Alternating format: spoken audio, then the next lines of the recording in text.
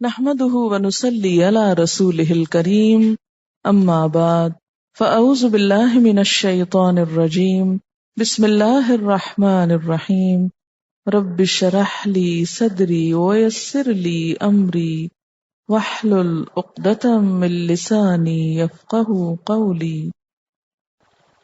یا ایھا الذین آمنوا اتقوا اللہ، اے لوگو جو ایمان لائے ہو اللہ سے ڈرو، وَلْتَنْظُرْ نَفْسٌ مَا قَدَّمَتْ لِغَدٍ، اور چاہیے کہ دیکھے ہر شخص جو آگے بھیجا اس نے کل کے لیے، وَاتَّقُوا اللَّهَ، اور اللہ سے ڈرو، إِنَّ اللَّهَ خَبِيرٌ بِمَا تَعْمَلُونَ، بے شک اللہ باخبر ہے ساتھ اس کے جو تم عمل کر رہے ہو۔ یا ایھا الذین آمنوا، سورت کے اختتام پر اب ایمان والوں کو خطاب ہے، اور ایمان کے بعد تقوی، اتقوا اللہ، اللہ کا تقوی اختیار کرو، اللہ سے ڈرو، اور اللہ سے ڈر کے وہ کام کرو جو اللہ نے کرنے کو کہا ہے۔ وَلْتَنْظُرْ نَفْسٌ مَا قَدَّمَتْ لِغَدٍ، اور چاہیے کہ ہر شخص دیکھے، نفسن اسم نکرہ ہے، ہر شخص کی ذمہ داری بتائی جا رہی ہے، کیا؟ ما قدمت لغد، جو اس نے کل کے لیے آگے بھیجا ہے۔ غد کا مطلب ہے آنے والا دن، اگلا دن، ٹمورو، قریب کے زمانے کے لیے بھی اور بعید کے لیے بھی، اور یہاں پر مراد آخرت کا دن ہے، یعنی انسانی زندگی کو یہاں آج اور کل میں تقسیم کیا جا رہا ہے۔ آج کا دن ہماری دنیا ہے اور کل کا دن آخرت ہے۔ جیسے ایک اور جگہ پر آتا ہے الدنیا یوم ولنا فیہ صوم، کہ دنیا ایک دن ہے اور ہمارا اس میں روزہ ہے، یعنی اس دنیا کو اس طرح گزارو جیسے ایک روزے دار گزارتا ہے، کیونکہ روزے کا مقصد بھی تقوی پیدا کرنا ہے۔ تو اتقوا اللہ، اللہ کا تقوی اختیار کرو، اللہ سے ڈرو، اور پھر ایک مسافر کی طرح تم یہاں رہو۔ جیسے ایک مسافر جو کچھ لیتا ہے وہ راستے میں خرچ کرنے کے لیے نہیں، بلکہ راستے میں وہ صرف ضرورت کا سامان ہی خریدتا ہے، اور باقی اگر کچھ لیتا ہے تو وہ کل کے لیے، اپنے گھر کے لیے، اپنی منزل کے لیے لیتا ہے۔ اب دیکھیے کہ ہم سب کا رویہ کیا ہے، ہم سب کی کوششیں زیادہ تر کس کے گرد ہوتی ہیں؟ آج کے گرد۔ زیادہ فکر، زیادہ غم، زیادہ بھاگ دوڑ آج کے لیے ہے، اور کل کے لیے وہ صورت نہیں یا وہ کوشش نہیں جو ہونی چاہیے، جبکہ انسان کی آج کی کامیابی کا انحصار اس پر ہے کہ وہ کل کے لیے کیا تیار کر رہا ہے۔ تو یا ایھا الذین آمنوا اتقوا اللہ ولتنظر نفس ما قدمت لغد واتقوا اللہ۔ اب دیکھیے کہ ایک جملے کے دونوں طرف اتقوا اللہ کی بات ہے کہ اللہ سے ڈرو، اللہ سے ڈرو، جبھی تم کل کے لیے بہترین چیز بھیج سکتے ہو، ورنہ جب تک اللہ کا ڈر نہیں، دنیا کے ڈر ہیں، دنیا سامنے ہے، تو انسان زیادہ تر دنیا ہی کی تیاری میں لگا رہے گا۔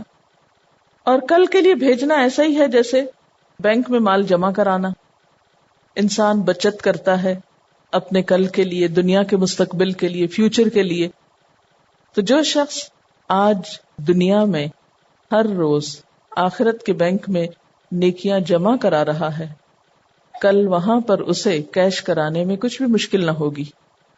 جو کچھ انسان آج بوئے گا وہی کل کاٹے گا۔ وَلْتَنْظُرْ نَفْسٌ مَا قَدَّمَتْ لِغَدٍ إِنَّ اللَّهَ خَبِيرٌ بِمَا تَعْمَلُونَ، بے شک اللہ تعالیٰ باخبر ہے اس سے جو تم عمل کر رہے ہو، یعنی ہر شخص کو اس کے عمل کی جزا دے گا۔ ہر شخص جو کچھ بھی کر رہا ہے اللہ تعالیٰ اس کو دیکھ رہا ہے، یعنی خود باخبر ہے۔ وَلَا تَكُونُوا كَالَّذِينَ نَسُوا اللَّهَ، اور ان لوگوں کی طرح نہ ہو جاؤ جنہوں نے اللہ کو بھلا دیا۔ فَأَنسَاهُمْ أَنفُسَهُمْ، تو اللہ تعالیٰ نے انہیں خود اپنا نفس بھلا دیا۔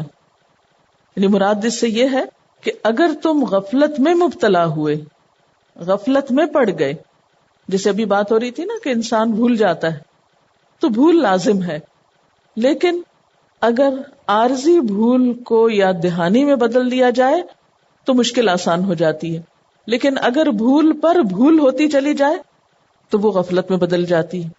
یعنی بھول کا علاج ہونا چاہیے نا، تو اگر بھول کا کوئی علاج نہیں، کوئی ریمائنڈر نہیں، کوئی یاد دہانی نہیں، تو نتیجہ کیا ہوگا؟ غفلت. اور جب غفلت چھا جاتی تو پھر انسان کا دل بھی اس کام کرنے کو نہیں کرتا. تو گویا اگر اہل ایمان غفلت میں پڑ جائیں تو نتیجہ کیا ہوگا؟ جو ان لوگوں کا ہوا جو ان سے پہلے غفلت میں پڑے تھے. کون تھے؟ یہود کی طرف اشارہ ہے. وَلَا تَكُونُوا كَالَّذِينَ نَسُوا اللَّهَ، یعنی بظاہر وہ اپنے آپ کو مسلمان سمجھتے تھے، اہل کتاب سمجھتے تھے، انبیاء کی اولاد میں سے اور ان کی امتوں میں سے خود کو گردانتے تھے، لیکن ان کی زندگی میں روح نہیں رہی تھی، یعنی اللہ کی یاد باقی نہیں رہی. تو نتیجہ کیا ہوا؟ وہ اپنے آپ کو بھی بھول گئے، اپنے مقصد سے غافل ہو گئے، ذاتی حیثیت میں بھی اور امت کی حیثیت میں بھی. اولئک ھم الفاسقون، یہی لوگ دراصل فاسق ہیں. اب آپ دیکھیں کہ یہاں پر نسوا اللہ کی جزا بتائی گئی، فانساہم انفسہم، یعنی خدا فراموش خود فراموش بھی ہوتا ہے، یا خود فراموشی انسان کو خدا فراموشی کی طرف لے جاتی ہے. یہ کیسے ہوتا ہے؟ تم ان لوگوں کی طرح نہ ہو جو اللہ کو بھول گئے. تو اللہ نے کیا کیا؟ انہیں اپنا نفس بھلا دیا. یہ ہوتا کیسے ہے؟ اللہ کو بھولنے کا نتیجہ خود کو بھول جانا ہے، اپنا انجام بھول جاتا ہے انسان، ایسے اعمال بھول جاتا ہے جس سے انسان کا حقیقی فائدہ ہوتا ہے. دنیا میں جب انسان بہت زیادہ انوالو ہوتا ہے نا، تو ایسے غلط کام شروع کر دیتا ہے کہ جس سے خود کو خسارے میں مبتلا کر لیتا ہے. اللہ کا ذکر چھوڑ کے پھر تسکین نشے میں لیتا ہے، اور نشہ کیا ہے؟ دراصل خود فراموشی. اللہ کا ذکر سکون کا سبب ہے نا. جب اصل جگہ سے سکون نہیں لیتا، اس کو بھول جاتا ہے، تو کیا ہوتا ہے؟ انسان پھر خود کو بھلا دینا چاہتا ہے، نشے میں پناہ لیتا ہے، اور وہ اس کا حل نہیں ہے. ڈرگز کی، شراب کی ضرورت کیوں پڑتی؟ جس شخص کو ایمان اور قرآن کی وجہ سے سکون حاصل، وہ پھٹکے گا قریب ان چیزوں کا؟ کبھی نہیں. وہ تو دور سے گھن کھائے گا ان سب چیزوں سے. لیکن جب انسان اللہ کا ذکر نہیں کرتا، اللہ تعالیٰ نے کیوں فرمایا جب شراب کی آیات اتری، انما یرید الشیطان ان یوقع بینکم العداوۃ والبغضاء فی الخمر والمیسر ویصدکم عن ذکر اللہ وعن الصلاۃ فہل انتم منتہون. خمر اور میسر کیا کرتا ہے؟ دراصل انسان کو اللہ کے ذکر سے روک دیتا ہے اور نماز سے روک دیتا ہے. اسی طرح جو شخص نماز چھوڑتا ہے، ذکر چھوڑتا ہے، تو سکون کے لیے اس کو خمر اور میسر میں پھر پناہ ڈھونڈنی پڑتی، اور اس طرح وہ اپنی جیب کا، اپنی عقل کا، اپنے دین کا، اپنی آخرت کا، ہر چیز کا نقصان کرتا چلا جاتا ہے. وَلَا تَكُونُوا كَالَّذِينَ نَسُوا اللَّهَ فَأَنسَاهُمْ أَنفُسَهُمْ أُولَئِكَ هُمُ الْفَاسِقُونَ. نتیجتاً انسان کے اندر فسق آ جاتا ہے، اللہ کی حدیں توڑنے لگتا ہے. لا یستوی اصحاب النار و اصحاب الجنہ، آگ والے اور جنت والے برابر نہیں ہو سکتے، ایک جیسے نہیں ہو سکتے. اصحاب الجنت هم الفائزون، جنت والے وہی دراصل کامیاب ہونے والے ہیں. برابر کس سینس میں نہیں ہو سکتے؟ نمبر 1، نہ سوچ میں برابر ہوتے ہیں، نہ پھر عمل میں برابر ہوتے ہیں، اور نہ ہی پھر انجام میں برابر ہوتے ہیں. کیونکہ انسان کے عمل کی بنیاد اس کی سوچ پر ہوتی. جیسی سوچ ہوگی ویسی ہی گفتگو ہوگی، ویسا ہی عمل ہوگا، ویسا ہی رویہ ہوگا، ویسا ہی معاملہ ہوگا، اور پھر نتیجتاً انسان کی ساری زندگی اگر اسی گھن چکر میں رہی تو انجام بھی ویسا ہی ہوگا. تو لا یستوی اصحاب النار و اصحاب الجنہ، دونوں کے درمیان ایک واضح لکیر ہے، دونوں کی ڈائریکشن فرق ہے. یعنی جنت ایک طرف ہے نا، اور جہنم دوسری طرف. یعنی اگر آپ یوں سمجھے جیسے سورۃ الواقعہ میں اصحاب الیمین اور اصحاب الشمال کی بات ہوئی، دائیں جانب والے اور بائیں جانب والے. اب اگر ایک شخص بیچ میں کھڑا ہے اور اپنا رخ وہ دائیں طرف کرتا ہے تو obviously اس کی بیک ہوگی بائیں طرف. وہ جو بھی کام کرے گا وہ جنت سے قریب تر اس کو لے جائیں گے اور جہنم سے دور لے جاتے جائیں گے. اور اس کے برعکس اگر اس نے اپنا رخ جہنم کی طرف کر لیا تو پھر نتیجہ کیا ہوگا؟ جنت سے دور ہوتا چلا جائے گا اور جہنم سے قریب ہوتا چلا جائے گا. تو یہ جنت اور جہنم جو ہیں یہ دو مختلف اپوزٹ ڈائریکشنز پہ ہیں، یہ بیچ کی چیز نہیں ہے، اور دونوں کے لیے کوششیں بالکل مختلف کرنی ہوں گی. کسی کام کا کرنا اور نہ کرنا برابر نہیں ہوتا. اچھے اخلاق اور برے اخلاق ایک نہیں ہوتے. اللہ کی راہ میں صدقہ کرنا اور نہ کرنا ایک جیسا نہیں. بخل کرنا اور وسعت قلبی کا مظاہرہ کرنا ایک نہیں. ایک شیطان کا راستہ ہے، ایک رحمان کا راستہ ہے. دونوں ایک جگہ پر اکٹھے نہیں ہو سکتے. جب انسان اللہ کو بھلاتا ہے تو دوسرا حملہ آور ہو جاتا ہے. اور جیسے حدیث میں آتا ہے اذا ذکر اللہ خنسا، جب اللہ کا ذکر ہوتا ہے تو اس کو جانا ہی پڑتا ہے. تو یہاں پر انسان مسلسل ایک کشمکش میں ہے دنیا میں، یعنی ہر انسان جد و جہد کے کسی نہ کسی لیول پر ہے. اور پھر نتیجتاً کامیابی اسی کی ہے جس کی اما من ثقلت موازینہ فہو فی عیشۃ راضیہ، جس کی نیکیوں کا پلڑا بھاری ہوگا وہ ہمیشہ کے دل پسند عیش میں ہوگا. اور یہاں پر کیا فرمایا؟ اصحاب الجنت هم الفائزون، اصحاب الجنہ وہی کامیاب ہے. فازہ کا مطلب ہوتا ہے کسی مصیبت سے بچ جانا اور کسی پسندیدہ چیز تک پہنچ جانا، سلامتی کے ساتھ بھلائی حاصل کرنا. یعنی ایک طرف فاسقون ہے، دوسری طرف فائزون ہے. دونوں میں آپ دیکھیے ابتدا فے سے ہو رہی ہے. ایک فاسق اور ایک فائز. جو اللہ کی حدیں توڑے وہ کامیاب نہیں ہو سکتا، اور جو سلامتی کے ساتھ اس رستے کو، اس سفر کو پار کر لے وہی کامیابی کی منزل تک پہنچ سکتا ہے. تو یہ بالکل ایسے ہی ہے جیسے ایک شخص، ایک طالب علم ہے، امتحان کی تیاری کرتا ہے، کوشش کرتا ہے، کامیاب ہو جاتا ہے. دوسرا نہیں کرتا، ناکام ہو جاتا ہے. دنیا دارالامتحان ہے، آزمائش کی جگہ ہے، راحت کی جگہ نہیں ہے. ہر شخص کی آزمائش ہو رہی، اور اس میں کامیابی اسی وقت ہو سکتی ہے جب انسان کوششوں کا رخ درست کر لے. پھر فرمایا لو انزلنا هذا القرآن على جبل لرأيته خاشعا متصدعا من خشیت اللہ. اگر ہم اس قرآن کو کسی پہاڑ پہ اتارتے تو تم دیکھتے اس کو کہ وہ دبا جا رہا ہے، ٹکڑے ٹکڑے ہو رہا ہے اللہ کی خشیت سے، اللہ کے ڈر سے. یعنی اگر پہاڑ کے اندر اتنی عقل رکھ دی جاتی جتنی اللہ نے انسان کو دی، پہاڑ کے اندر ویسا شعور ہوتا جیسا انسان کو اللہ نے بخشا ہے. یہ الگ بات ہے کہ انسان اس شعور کے اوپر اور چیزوں کو حاوی کر لے. تو پھر کیا ہوتا؟ جو ہی یہ قرآن پہاڑ پر اترتا، نازل ہوتا، تو پہاڑ اپنی جگہ ٹھہر نہیں سکتا تھا. خاشعاً دب جاتا، بیٹھ جاتا، اس کی چوٹی اٹھی نہ رہتی، ریزہ ریزہ ہو جاتا، متصدعاً ٹکڑے ٹکڑے ہو جاتا. آپ دیکھیں نا جیسے انسان کے اندر خشوع آتا ہے نا، اور ڈھیلا پڑنے لگتا ہے، اکڑ ختم ہو جاتی. ایسے پہاڑ کے اوپر خشوع کیا ہے کہ پہاڑوں کو دیکھ کر ایک بلندی کا احساس ہوتا ہے نا، تو اس کی وہ بلندی ختم ہو جائے، وہ بیٹھ جائیں، دب جائیں، وہ اونچا اٹھنا چھوڑ دیں. اس کے برعکس ان کے اندر ٹوٹ پھوٹ ہو جائے. متصدعاً کا لفظ جو ہے صاد دال عین سے ہے، پھٹنا، کھلنا، شگاف ہونا، الگ ہونا، ہر چیز کا آدھا ٹکڑا. یہ جو زمین پھاڑ کے سبزہ نکلتا ہے نا، اس کے لیے بھی لفظ صدون استعمال ہوتا ہے. سر درد کے لیے بھی استعمال ہوتا ہے، کیونکہ اس میں بھی ایک پھٹنے کا سا احساس ہوتا ہے جیسے کوئی چیز ٹوٹ رہی ہو. لو انزلنا هذا القرآن على جبل لرأيته خاشعا متصدعا من خشیت اللہ. اس قرآن کی وجہ سے تو پہاڑ ٹوٹ پڑتے ہیں، پھٹ جاتے ہیں، اپنا وجود کھو بیٹھتے ہیں، سارے تکبر نکل جاتے ہیں. لیکن ہماری انا، ہمارا نفس، ہماری ذات، ہمارے نظریات، ہمارے خیالات، ان میں کوئی تبدیلی نہیں آئی، یا ویسی نہیں آئی جیسی آنی چاہیے تھی. یہ تو اتنی زبردست کتاب ہے کہ اس کے آگے کوئی پتھر بن کے رہ نہیں سکتا. ہاں، جو چیز پھر پتھر سے بڑھ کے سخت ہو.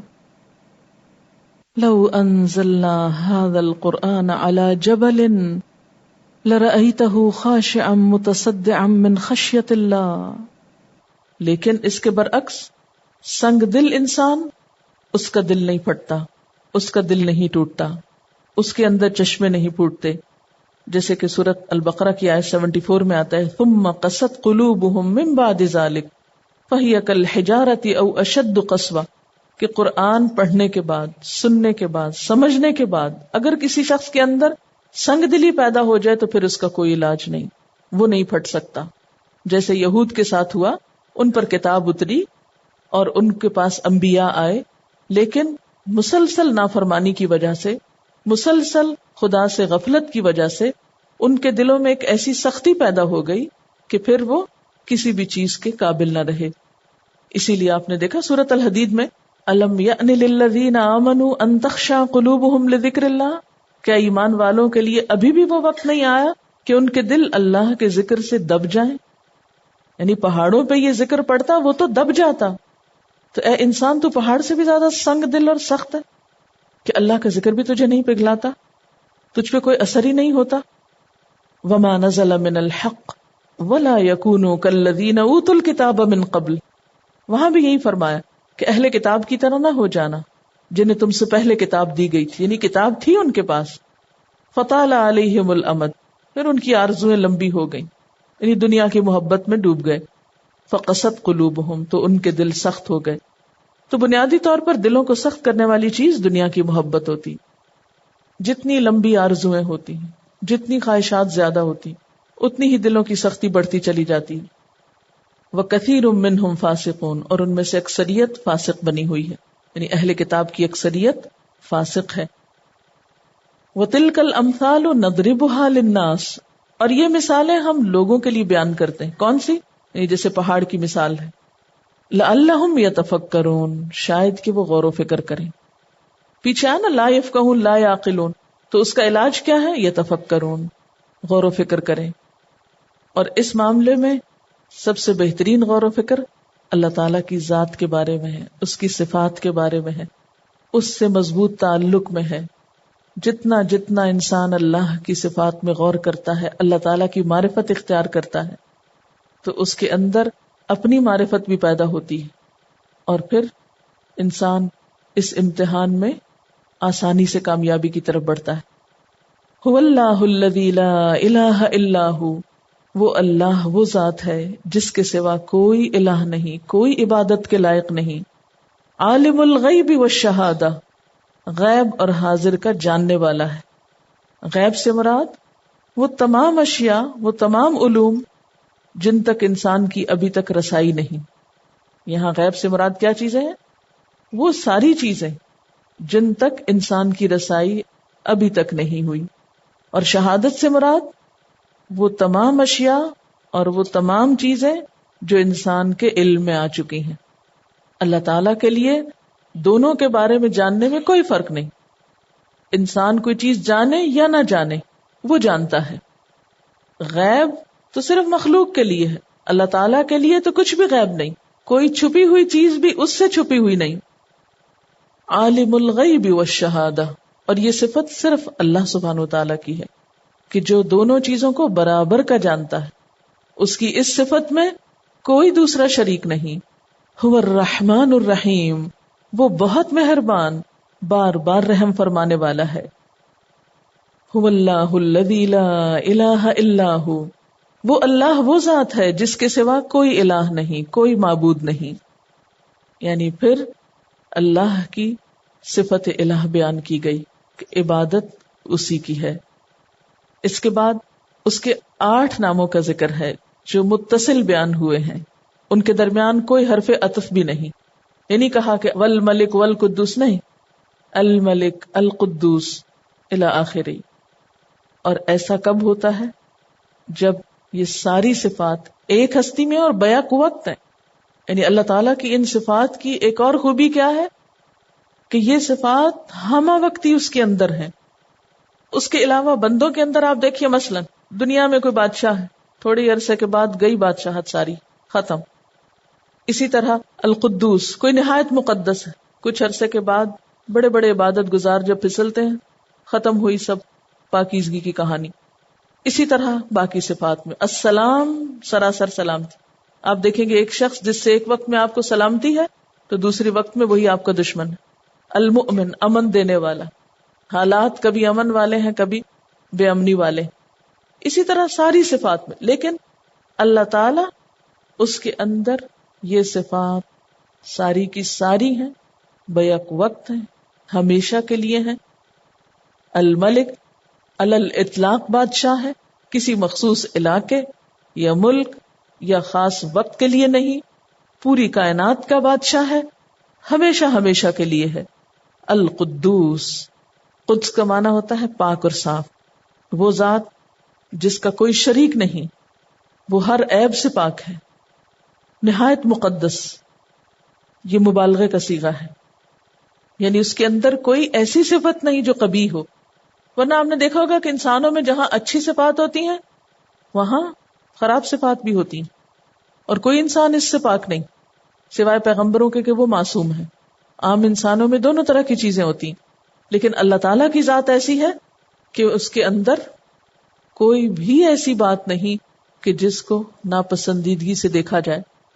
السلام، سراسر سلامتی، سلام ہی سلام۔ اب یہاں سلیم یا سالم نہیں کہا گیا بلکہ السلام کہا گیا۔ السلام جو ہے یہ مصدر ہے، اس کے اندر خود بخود مبالغہ پیدا ہو گیا، یعنی سراسر وہ خود سلامتی ہے۔ جیسے کوئی عدل کرنے والا تو اس کو عادل کہنے کی بجائے العادل کہہ دیا جائے، یعنی ہر طرح کے ظاہری اور باطنی آفات سے سلامت، محفوظ، اور نہ صرف یہ کہ خود سلامت اور محفوظ ہے بلکہ دوسروں کو بھی سلامت رکھنے والا ہے۔ سب سلامتی اسی کی طرف سے آتی ہے۔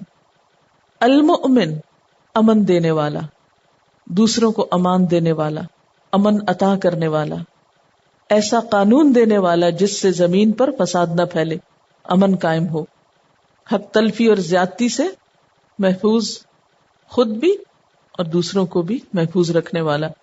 المہیمن، نگہبان، اس کے 3 معنی ہوتے ہیں، ایک نگہبانی اور حفاظت کرنے والا، دوسرے جو دیکھ رہا ہو کہ کون کیا کرتا ہے، تیسرے جو لوگوں کی حاجات اور ضروریات پوری کرنے والا ہو۔ اور یہاں لفظ مطلقاً المہیمن ہے کہ وہ دوسروں کو امن بھی دیتا ہے، سب کی نگہبانی بھی کرتا ہے، کوئی کسی کا حق ضائع نہیں کر سکتا۔ اچھا، اسی طرح ہیمن الطائر علی فراخی کا معنی ہوتا ہے پرندے نے پر اپنے بچے پہ پھیلا دیے، یعنی جیسے مرغی خطرے کے وقت اپنے چوزوں کو پروں کے نیچے چھپا لیتی ہے، اسی طرح اللہ تعالیٰ، یعنی مرغی سے نعوذ باللہ مشابہت نہیں، ایک مثال کے طور پہ بات سمجھائی گئی کہ اللہ تعالیٰ بھی اپنی ساری مخلوق کی حفاظت کرنے والا ہے، ہر چیز کی نگرانی نگہبانی کرنے والا ہے۔ اب دیکھیں کہ اس کائنات کے اندر کتنا امن ہے، ستاروں سیاروں کو کس طرح اس نے اپنی اپنی جگہ پر رکھا ہوا ہے، ان کی نگرانی نگہبانی کر رہا ہے کہ کوئی کیوس نہیں وہاں۔ العزیز، بہت زبردست، بالادست، کوئی سر اس کے سامنے نہیں اٹھا سکتا، سب اس کے آگے بے بس ہیں، سب بے زور ہیں، سب کمزور ہیں۔ الجبار، اپنا حکم بزور نافذ کرنے والا۔ جبار کا لفظ جبر سے ہے، اس میں 2 باتیں بنیادی طور پہ پائی جاتی ہیں۔ نمبر 1 زبردستی کرنا، یعنی زبردستی اور دباؤ کے ساتھ کسی چیز کی اصلاح کرنا۔ جبر العزم کہتے ہیں ٹوٹی ہوئی ہڈی کو درست کرنا۔ اگر کبھی ہڈی جوڑنے کا اتفاق ہوا ہو تو آپ نے دیکھا ہوگا کہ اس کے پریشر بھی دینا پڑتا ہے اپنی جگہ پہ لانے کے لیے، اور بعض اوقات محض زبردستی کے معنوں میں بھی استعمال ہوتا ہے۔ اور اسی طرح جبار زور آور کے معنی میں بھی۔ عربی زبان میں یہ لفظ کھجور کے ان درختوں کے لیے بھی آتا ہے جو غیر معمولی طور پر اونچے ہوں، بے حد بلند و بالا ہوں، اور لمبے تڑنگے انسانوں کے لیے بھی جو بہت زوردست ہوں، زور آور ہوں۔ جبار کا لفظ آتا ہے، مثلا بنی اسرائیل نے عمالقہ کے بارے میں کیا کہا تھا؟ ان فیہا قوما جبارین، وہاں تو جابروں کی قوم رہتی ہے، یعنی بہت ہی طاقتور قسم کے لوگ ہیں، زور آور لوگ ہیں۔ وَإِنَّا لَن نَدْخُلَهَا حَتَّى يَخْرُجُوا مِنْهَا، تو جب تک وہ وہاں سے نکلیں گے نہیں، ہم نہیں جا سکتے وہاں پر۔ تو الجبار یعنی جو زبردستی کر سکتا، جس کے پاس پورے اختیارات ہوں، جو اپنا حکم بزور نافذ کر سکتا ہو کہ کسی کو بھی اس میں کسی طرح کی مداخلت یا روک کرنے کی کوئی ہمت نہ ہو۔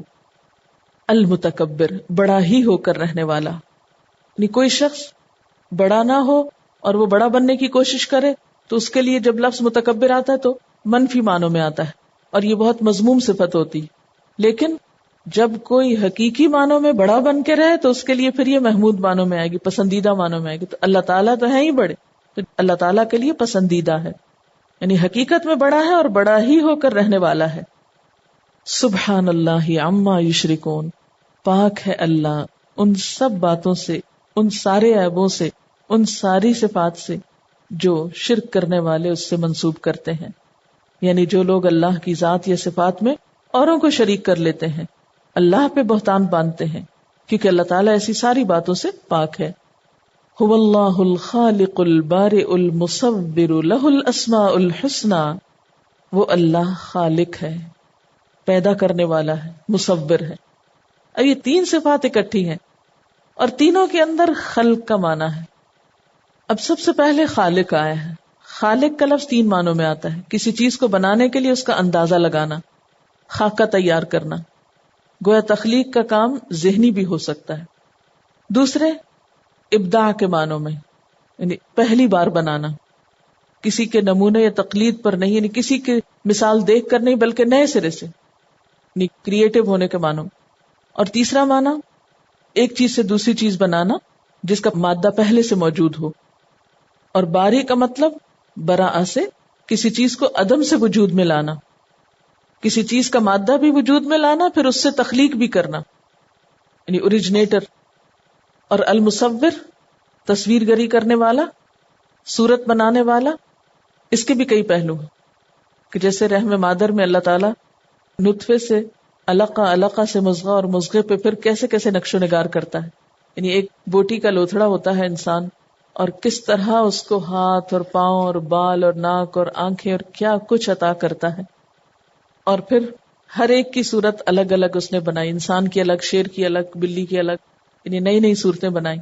تو یہاں پر آپ دیکھیے کہ خالق پیدا کرنے والا، یعنی ڈیزائن بھی خود بنایا اس نے، بارئ مادہ بھی خود پیدا کیا، مصور اس کی تصویر بھی خود بنائی. لہ الاسماء الحسنی، اس کے ہیں اچھے اچھے نام، سارے اچھے نام اسی کے ہیں. یعنی صرف یہی نام نہیں، جتنے بھی اچھے نام ہیں سب اس کو زیبا ہیں. یسبح لہ ما فی السماوات والارض، تسبیح کر رہی ہے ہر وہ چیز جو آسمانوں میں ہے اور زمین میں اسی کے لیے. یسبح لہ یعنی اللہ تعالیٰ کے لیے ہی ہر چیز تسبیح کر رہی ہے. وَهُوَ الْعَزِيزُ الْحَكِيمُ، اور وہ زبردست ہے، حکمت والا ہے. اب دیکھیے العزیز پہلے بھی آ چکی صفت، لیکن آخر میں پھر دوبارہ اس کو دہرایا گیا. یعنی اللہ تعالیٰ جس چیز کا فیصلہ کرتا ہے وہ نافذ بھی کر لیتا ہے، اور اس کا کوئی فیصلہ حکمت سے خالی نہیں. وَهُوَ الْعَزِيزُ الْحَكِيمُ، اور وہ زبردست ہے، حکمت والا ہے. سورۃ الحشر کی پہلی آیت، سبح للہ ما فی السماوات وما فی الارض وہو العزیز الحکیم. اللہ ہی کی تسبیح کر رہی ہے ہر وہ چیز جو آسمانوں میں ہے اور جو زمین میں ہے، اور وہی غالب اور حکیم ہے. گویا سورت کا آغاز اور ابتدا اللہ سبحانہ وتعالی کی تعریف سے ہو رہا ہے، اور تعریف کے اسی انداز سے اختتام ہو رہا ہے. آخری آیت کا آخری حصہ، یسبح لہ ما فی السماوات والارض وہو العزیز الحکیم، تسبیح کر رہی ہے اس کی ہر وہ چیز جو آسمان و زمین میں ہے، اور وہ زبردست ہے، حکمت والا ہے. پوری کائنات اللہ کی تسبیح میں دن رات لگی ہوئی ہے. اگر ہم جیسے چند انسان اس سے غافل بھی ہوں، اس تسبیح کا حق ادا نہ کریں، اس کا ذکر نہ کرنا چاہیں، تو اسے کوئی فرق نہیں پڑتا، اس کا کچھ نہیں بگڑتا، اس کا کوئی نقصان نہیں ہوتا. نقصان تو ان لوگوں کا ہوگا جو اتنے عظیم خالق اور عظیم رب کی قدر نہیں پہچانتے، اور اس کا حق ادا نہیں کرتے، اور اس کی نعمت جو قرآن کی شکل میں اس نے ہمیں عطا کی، اس کی قدر نہیں پہچانتے. وآخر دعوانا ان الحمد للہ رب العالمین.